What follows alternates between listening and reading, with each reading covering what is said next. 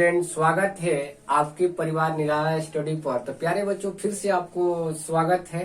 तो आज आप लोग का क्वेश्चन जो बनेगा यूनिट 8 का है। तो यूनिट 8 में हम लोग का डी ब्लॉक और एफ ब्लॉक का तत्व पढ़ना था। तो सबसे पहले देखिए, ये जो क्वेश्चन आप लोग को हम करा रहे हैं, ये जितने भी आपको क्वेश्चन बैंक में पूछ दिया है 2009 से लेकर 2021 तक, वही क्वेश्चन है मेन में, ठीक है। और इससे ही आपको क्वेश्चन एग्जाम में बनेगा इस बार। तो चलिए हम लोग क्वेश्चन पर चलते हैं बिना टाइम गए हुए। तो चलिए ध्यान दीजिए, क्वेश्चन सबसे पहले स्क्रीन पर आपको दिखाई दे रहा होगा। क्वेश्चन क्या कह रहा है कि निम्नलिखित में से कौन धातु अम्ल से अभिक्रिया कर हाइड्रोजन गैस मुक्त नहीं करता है, यानी हाइड्रोजन गैस मुक्त नहीं करता है। तो आपको पता होगा, इलेक्ट्रोकेमिकल सीरीज में आप पढ़े होंगे, लीना के काना मांगे ऑल्जन। तो देखिए, हाइड्रोजन के जो नीचे है, वो जितने भी तत्व वो आएगा आपका, तो वो क्या करता है, हाइड्रोजन से अभिक्रिया नहीं करेगा। तो चलिए इसको आपको हम सबसे पहले उस ट्रिक को बताते हैं। तो यहाँ पर ये क्वेश्चन कह रहा है कि धातु अम्ल से अभिक्रिया कर हाइड्रोजन गैस मुक्त नहीं करता है। तो कौन मुक्त नहीं करेगा? तो ध्यान दीजिए, यहाँ पर देखिए एक इसका ट्रिक है कुआं, ठीक है कुआं, नीचे पढ़े लिख देते हैं है कुआं, ठीक है कुआं इला आज, ठीक। उसके बाद है हम लोग का पारा ब्रेड कल सोना फिर कभी। ध्यान दीजिएगा, देख लीजिएगा, आ रहा है ना। अब इसका मीनिंग क्या हुआ, पहले ध्यान से समझिए। हाई का मतलब हो गया हाइड्रोजन, कुआं का मतलब हो गया कॉपर, इला यानी आयोडीन हो गया, आज यानी Ag, पारा का मतलब हो गया Hg, ब्रेड यानी ब्रोमीन, कल यानी कैलोरीन, सोना का मतलब हो गया Au गोल्ड, फिर का मतलब होता है फाइलोरीन। अब देखिए, ये इलेक्ट्रोकेमिकल सीरीज में आप पढ़े होंगे। तो हाइड्रोजन के नीचे वाला जितना भी ये तत्व आ रहा है, हाइड्रोजन से जब भी अगर ये अभिक्रिया करेगा, तो हाइड्रोजन गैस को ये क्या करता है, मुक्त नहीं करता है। अब आइए हम लोग ऑप्शन पर आते हैं। क्वेश्चन क्या कर रहे हैं, क्वेश्चन को फिर से ध्यान से समझ लीजिए। निम्नलिखित में से कौन धातु अम्ल से अभिक्रिया कर हाइड्रोजन गैस मुक्त नहीं करती है, यानी हाइड्रोजन गैस कौन मुक्त नहीं करती है? तो ये केमिकल सीरीज है, इलेक्ट्रोकेमिकल सीरीज का। तो हाइड्रोजन के नीचे वाला जितना भी ये तत्व आएगा, ये हाइड्रोजन गैस मुक्त नहीं करता है। इस चीज को आपको क्या करना है, ध्यान रखना है, ठीक है। तो चलिए सबसे पहले आप क्वेश्चन पर आते हैं। ऑप्शन क्या दिया है, ऑप्शन दिया है हम लोग का ए नंबर में दिया है Fe, बी नंबर में आपका दिया है जिंक, और सी नंबर में आपका ऑप्शन दे दिया है, सी नंबर में कॉपर, और डी नंबर में मैग्नीशियम, ठीक है। अब देखिए क्वेश्चन को ध्यान से इसको समझिए। अगर ये क्वेश्चन आप समझते हैं, तो इस टाइप का कोई भी क्वेश्चन आएगा, आप आराम से क्या कर सकते हैं, बना सकते हैं, ठीक है। तो देखिए, हाइड्रोजन की नीचे वाला जितना भी है, ये क्या करता है कि हाइड्रोजन गैस मुक्त नहीं करेगा। लेकिन हाइड्रोजन के ऊपर वाला भी कुछ तत्व होता है, जैसे आपको पता होगा, लीना के काना मांगे ऑल्जन कर फिर कुद नहीं, इतना तत्व कर सकता है। लेकिन इसमें पूछा है कि कौन नहीं करेगा। तो यहाँ पर देखिए ऑप्शन में ये कर लेगा, Fe है, जिंक है, ये कॉपर है। तो कॉपर देखिए हाइड्रोजन के क्या हो गया, नीचे आ गया। तो हाइड्रोजन के अगर नीचे आ गया, तो ये हाइड्रोजन गैस क्या करता है, मुक्त नहीं करता है। यानी केमिकल सीरीज में आपको ध्यान रखना है कि ऊपर से हाइड्रोजन से नीचे वाला जितना भी है, ये आपका क्या करेगा, नहीं करेगा, हाइड्रोजन गैस मुक्त नहीं करेगा। कौन करता है? तो इसका देखिए ट्रिक क्या है, लीना के काना मांगे ऑल जन कर, लीना के काना मांगे ऑल जन कर कुद नहीं कर फिर, कर फिर, ठीक है, कर फिर कूद नहीं, कूद नहीं, नहीं सुन।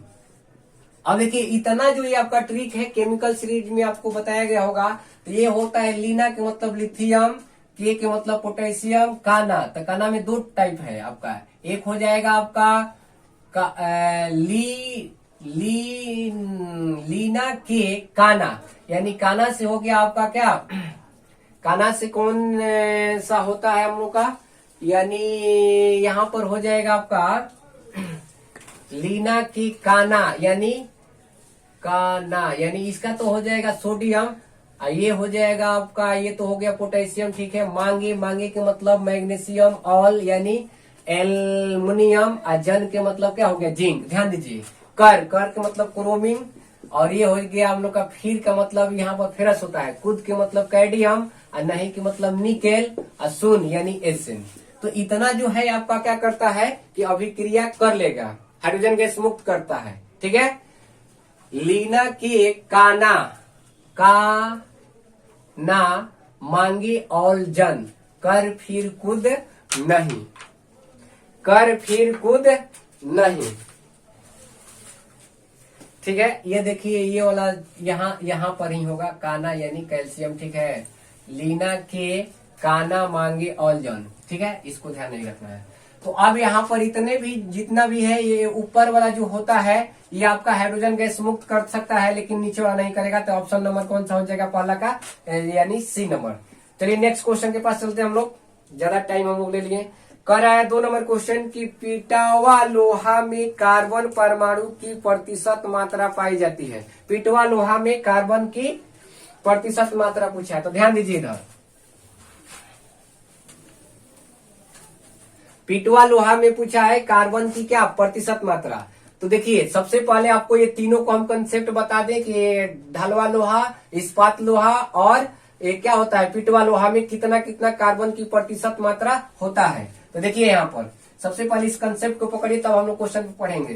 तो ढलवा, ठीक है, ढलवा, ढलवा लोहा में, ठीक है, कार्बन की प्रतिशत मात्रा जो होता है 2 से आपका 5%, इसको ध्यान रखेंगे। 2 से कितना होता है, 5% ढलवा लोहा में, याद कर लीजिए इसको। अब देखिए दूसरा है हम लोग का क्या होता है, इस्पात, इस्पात, इस्पात। तो इस्पात में देखिए कितना होता है आपका, सिंपल सा ध्यान रखना है। इस्पात में कार्बन की प्रतिशत मात्रा जो है, कार्बन की प्रतिशत मात्रा यानी 0.25 से 1 पॉइंट कितना होता है, 5 तक होता है, ठीक है, परसेंटेज में। उसके बाद तीसरा एक होता है हम लोग का, कौन सा, तीसरा होता है पीटवा लोहा, पीटवा लोहा, लोहा। पीटवा लोहा में कार्बन की प्रतिशत मात्रा, तो कार्बन की इसका प्रतिशत मात्रा जो होता है यानी 0.12, ठीक है, परसेंट से लेकर 0. होता है 25%।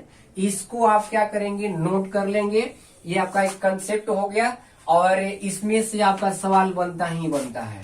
तो ध्यान दीजिए यहाँ पर ढलवा लोहा, तो ढलवा लोहा में 2 से 5% तक। इस्पात, तो इस्पात में आपका 0.25 से लेकर 1.5। और पीटवा लोहा में कितना है, यानी कार्बन की प्रतिशत मात्रा 0.12 से लेकर 0.225 तक। अब आइए हम लोग क्वेश्चन पर आते हैं।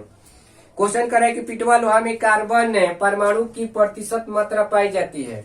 तो देखिए कार्बन की प्रतिशत पीटवा लोहा में पूछा है। तो पीटवा लोहा में देखिए यहाँ पर पीटवा लोहा ये हो गया। तो पीटवा लोहा में कार्बन की प्रतिशत वही पूछ रहा है कि कार्बन परमाणु की प्रतिशत मात्रा। तो यहाँ पर हमारे हिसाब से यहाँ पर आपका आंसर जो होगा यानी 0.02%, ठीक है। ऑप्शन में टोटल में पहले 0 नहीं लगा दिया है, तो इसलिए ऐसे तो इसका आंसर जो होना चाहिए था या तो आपका देखिए 1 के जगह पर 0 भी ले लिया है तो कोई दिक्कत नहीं है, तो यही आंसर होगा। यानी ऑप्शन नंबर कौन सा हो जाएगा, कौन सा, सी नंबर, 2 का सी। नेक्स्ट क्वेश्चन देखिए क्वेश्चन कर रहा है कि किसका प्लस दो ऑक्सीकरण अवस्था सबसे स्थिर रहता है। तो सबसे स्थिर किसका रहता है? लेड का। लेड का क्यों स्थिर रहता है? देखिए एसएन का भी 2 भी होता है, 1 भी होता है, एजी का 1 भी होता है, 2 भी होता है, फेरस का ऑक्सीकरण संख्या +2 और +3 भी होता है। लेकिन लेड जो है, लेड हम लोग का पीवी यानी सीसा बोलते हैं, ये धातु है लेकिन बहुत मंद गति से करता है। तो इसलिए यहाँ पर 3 का आंसर आपका हो जाएगा कौन सा? 3 का हो जाएगा पीवी यानी ऑप्शन नंबर का डी। नेक्स्ट क्वेश्चन कह रहा है कि मर्क्यूरी क्लोराइड अमोनिया गैस से प्रतिक्रिया कर उजला अवक्षेप बनाता है। उजले अवक्षेप का अणुसूत्र। तो सबसे पहले इस रिएक्शन है, रिएक्शन को ध्यान से समझिए। इसमें क्या कह रहा है? Mercury chloride. तो मर्क्यूरी क्लोराइड का होता है Hg2Cl2 फार्मूला, या HgCl भी लिख सकते हैं आप, ठीक है। प्लस इसमें अमोनिया गैस प्रवाहित किया जा रहा है। तो उजला अवक्षेप, तो उजला अवक्षेप आपका क्या बनता है? ध्यान दीजिए, ये बनता है HgNH2, कोष्ट में इसको कोष्ट में नाफी भी लिख सकते हैं, Cl प्लस Hg एक लिक्विड में भी बनता है। अवक्षेप का मतलब ये जम जाता है, ठीक है। अब प्लस आपका हो जाएगा NH4 पर प्लस, अब प्लस एक Cl होता है। यही रिएक्शन होता है। उसके बाद हम लोग आप क्या करेंगे? क्वेश्चन को देखेंगे, क्वेश्चन क्या कह रहा है। अब देखिए बैलेंस भी इसमें कर दीजिए, यहाँ पर आपका 2 हो जाएगा क्योंकि हाइड्रोजन इधर कितना है? 4 और 2 6, ठीक है। ध्यान दीजिए यही उजला अवक्षेप के रूप में बचेगा यही। तो देखिए क्वेश्चन क्या कर रहा है कि मर्क्यूरी क्लोराइड अमोनिया गैस से प्रवाहित कर उजला अवक्षेप बनाता है। उजले अवक्षेप का अणुसूत्र। तो उजले अवक्षेप का जो अणुसूत्र होगा आपका, यहाँ पर आंसर हो जाएगा कौन सा नंबर है? 4 का। तो 4 का हो जाएगा आपका कौन सा? देखिए कौन है? HgNH2 और Cl, यानी ऑप्शन नंबर हो जाएगा आपका डी, यानी HgNH2 और यहाँ पर हो जाएगा Cl। यही अवक्षेप के रूप में बचता है। बाकी ये लिक्विड है, ये AQ के फॉर्म में रहता है, ये गैस के रूप में रहता है, ठीक है। नेक्स्ट क्वेश्चन 5 नंबर क्वेश्चन देखिए, कह रहा है कि निम्नलिखित में कौन नेसलर अभिकारक के साथ पीला और भूरा अवक्षेप देता है। तो यहाँ पर आपका हो जाएगा 5 का हो जाएगा पोटेशियम आयोडाइड ही है, जो कि ये क्या करता है? पीला और भूरा अवक्षेप देता है। नेक्स्ट क्वेश्चन, कौन सी धातु का नाइट्रेट उष्णीय विखंडन होने पर रंगहीन गैस का करती है? मुक्त करती है। तो रंगहीन गैस मुक्त करता है आपका ये 6 का हो जाएगा क्या? D number. 6 का डी नंबर, यानी क्या हो गया? HgNO3 का होल्ट वाइस ये होता है। नेक्स्ट क्वेश्चन, निम्नलिखित में से कौन सा संक्रमण धातु आयन अनुचुंबकीय है? तो अनुचुंबकीय डी ब्लॉक का ही तत्व है और प्रथम संक्रमण श्रेणी का। तो देखिए ये कभी भी अगर आपको जिंक दिखाई दिया उस पर 2+ तो यही होता है। तो यहाँ पर आंसर हो जाएगा 8 का कौन सा? डी। 9 नंबर क्वेश्चन कर रहे हैं कि निम्नलिखित में से कौन एक प्रथम संक्रमण श्रेणी का तत्व नहीं है? तो देखिए इसमें मैग्नीशियम, तो मैग्नीशियम तो ऐसे ही क्या है? एस ब्लॉक का है। और संक्रमण तत्व पूछा है तो संक्रमण तत्व कहते हैं किसे? यानी डी ब्लॉक में जब आंशिक रूप से भरता है उसी को संक्रमण तत्व कहते हैं, ठीक है। तो अब यहाँ पर आपका मैग्नीशियम जो है, मैग्नीशियम तो एस ब्लॉक का है, तो यहाँ पर 9 का हो जाएगा सी। नेक्स्ट क्वेश्चन, निम्नलिखित में कौन सा प्रथम पंक्ति का संक्रमण तत्व नहीं है? देखिए नहीं है पूछा है, संक्रमण प्रथम श्रेणी का। तो इसमें दे दिया Fe, क्रोमियम, मैग्नीशियम, निकेल। तो ऐसे ही आपका मैग्नीशियम हो जाएगा, क्योंकि मैग्नीशियम ये तो इस ब्लॉक का है, संक्रमण तत्व है ये नहीं है। तो यहाँ पर आपका 10 का हो जाएगा कौन सा? 10 का हो जाएगा आपका सी। 10 का भी सी ही होगा। अब देखिए 11 नंबर क्वेश्चन कर रहा है कि भूपट्टी पर सर्वाधिक पाए जाने वाले तत्व तो भूपट्टी पर सर्वाधिक पाए जाने वाले तत्व, तो इसका एक ट्रिक है, ठीक है, ओसी आलू, ओसी आलू। अब देखिए, ओ से हो गया ऑक्सीजन, सी से हो गया सिलिकॉन, आलू से हो गया क्या, एल्युमिनियम। तो सबसे अधिक ऑक्सीजन पाया जाता है, उसके बाद ऑक्सीजन पाया जाता है सबसे पहले, उसके बाद सिलिकॉन है, उसके बाद क्या है, एल्युमिनियम है। गौर से इसको ध्यान रखेंगे। ओसी आलू, ये ट्रिक हो गया।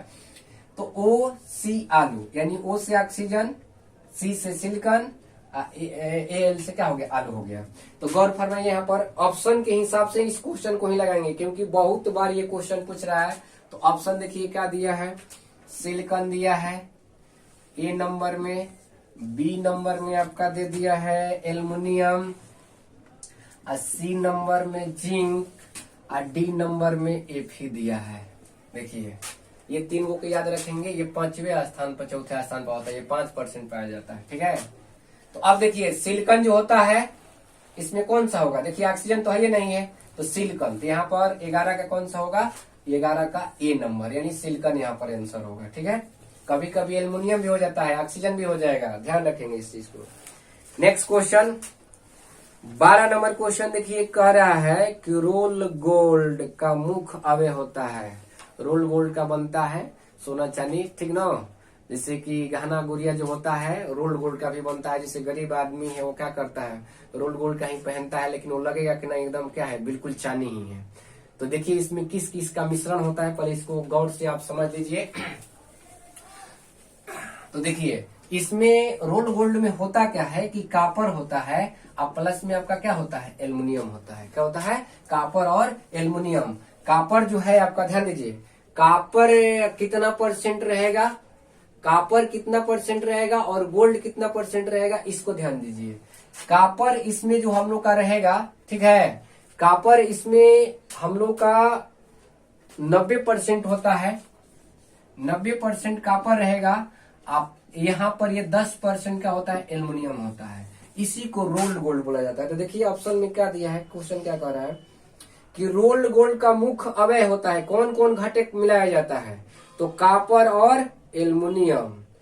अब देखिए, यहाँ पर कापर और कापर तथा एल्युमिनियम भी दिया है ऑप्शन ए नंबर में, अब फिर आपको दे दिया है बी नंबर में भी कापर एल्युमिनियम। तो कौन होगा, दोनों हो जाएगा यहाँ पर। तो इसलिए हम लोग का 12 नंबर का जो आंसर होगा, यहाँ गौर से समझिए, कापर और एल्युमिनियम। तो जहां पर भी कापर एल्युमिनियम देखिए, वहीं पर आंसर लगाइए, तो यहाँ ऑप्शन हो जाएगा कौन सा, ए। ऐसे बी में भी वही ऑप्शन दे दिया है, दोनों सेम ऑप्शन है, तो इसलिए यहाँ पर ए नंबर होगा आंसर।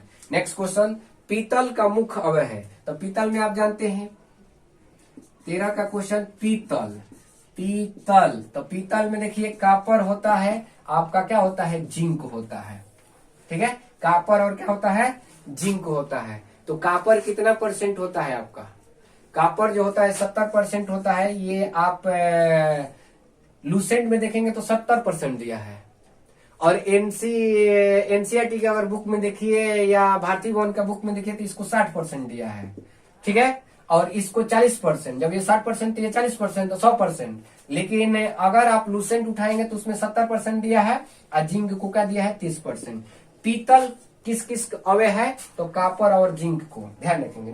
नेक्स्ट क्वेश्चन, अब देखिए क्वेश्चन दिया है कि डी का आकार होता है। तो डी का आकार पिछले वाले वीडियो में बताए थे कि डी का आकार जो होता है डबल डम्बेल होता है, ठीक है। तो यहाँ पर हो जाएगा 14 का, आपका 14 का कौन सा हो जाएगा, सी। 14 का कौन सा हो जाएगा, सी, ध्यान रखेंगे। फिर देखिए 15 नंबर पूछ दिया, 15 नंबर क्वेश्चन पूछा कि एस ऑर्बिटल का आकार होता है। तो एस का कैसा होता है, एस का आकार जो होता है आपका गोलाकार होता है। एस का कैसा होता है, गोलाकार। ये चीज हम बता दिए हैं। तो यहाँ पर 15 नंबर का हो जाएगा हम लोग का, 15 नंबर का ए, 15 नंबर का ऑप्शन क्या होगा, ए। नेक्स्ट क्वेश्चन, 16 नंबर क्वेश्चन कह रहा है कि निम्नलिखित संक्रमण धातु आयन किसका चुंबकीय आघूर्ण अधिकतम होगा, उसके बाह्यतम कक्षा का इलेक्ट्रॉनिक विन्यास है। तो देखिए, जिसका बाह्यतम कक्षा में अगर अर्धपूर्णित अर्धपूर्णित के मतलब क्या, आधा भरा हुआ अगर रहेगा तो उसका क्या होता है, अनुचुंबकीय गुण जो होता है क्या होता है, अधिक होता है। तो यहाँ पर देखिए 3D कितना दिया है 5, तो इस पर आधा भरा हुआ है, तो यही आंसर हो जाएगा। नेक्स्ट क्वेश्चन 16 नंबर का हो गया हम लोग का। 16 नंबर का क्वेश्चन हो जाएगा आपका ए। अब देखिए 17 नंबर क्वेश्चन क्या कह रहा है कि संक्रमण तत्व के सामान्य इलेक्ट्रॉनिक विन्यास होता है। तो संक्रमण तत्व का देखिए फॉर्मूला क्या होता है, n-1 और डी पर 1 से लेकर 10 तक, ठीक है। NS 1 से लेकर कितना तक हो सकता है, 2। ये 1 से लेकर 2 तक क्यों हो जाता है, क्योंकि हुंड के नियम भी कब कब काम करता है इसमें, जब डी पर 4 और 9 आता है तो, ठीक है। तो यहाँ पर 17 नंबर का जो आंसर होगा आपका कौन सा हो जाएगा, ए नंबर। नेक्स्ट क्वेश्चन संक्रमण तत्व है। तो संक्रमण तत्व डी ब्लॉक के तत्व, अभी आपको पीछे बताए कि डी ब्लॉक के तत्व को बोला जाता है।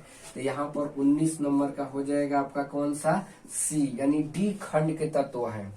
आइए हम लोग 20 नंबर क्वेश्चन देखते हैं। निम्नलिखित में रेड लेड कौन है। तो रेड लेड एक फॉर्मूला है किसका,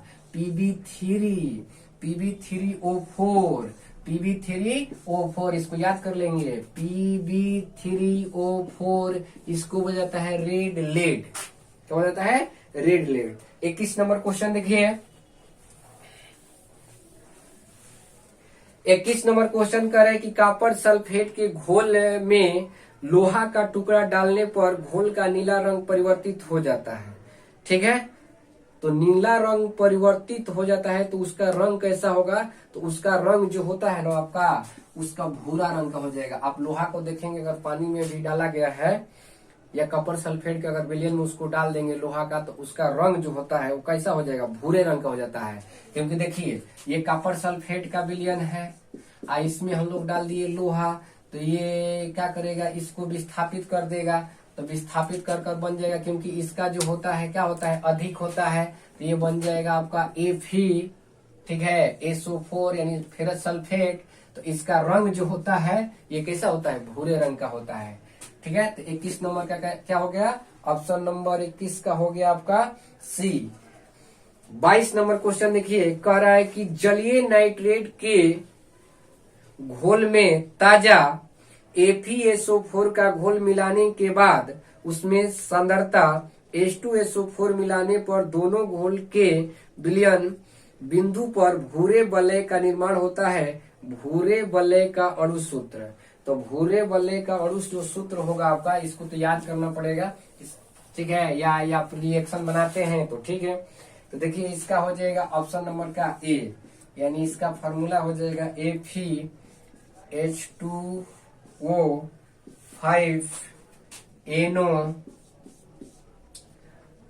ये जटिल यौगिक में दे दिया है, और ये हो गया आपका क्या, SO4। तो प्यारे छात्रों हम लोग 22 नंबर ये क्वेश्चन है, और 22 का आंसर कौन सा होगा, 22 का आपका हो जाएगा 22 का ए। तो इसी पर हम लोग इस क्लास को समाप्त करते हैं। और ये वीडियो आपको अच्छा लगे, कुछ कंसेप्ट अगर आप पढ़े हैं तभी जाके एक नंबरिया को भी सोल्यूशन कर सकते हैं, ठीक है। अगर ये वीडियो आपको अच्छा लगे तो लाइक, शेयर और सब्सक्राइब, अगर अच्छा ना लगे तो डिसलाइक भी कीजिए, ताकि ऐसे पता चले हम लोग को, ठीक है। तो आज का क्लास हम लोग यहीं पर समाप्त करते हैं, तब तक के लिए धन्यवाद।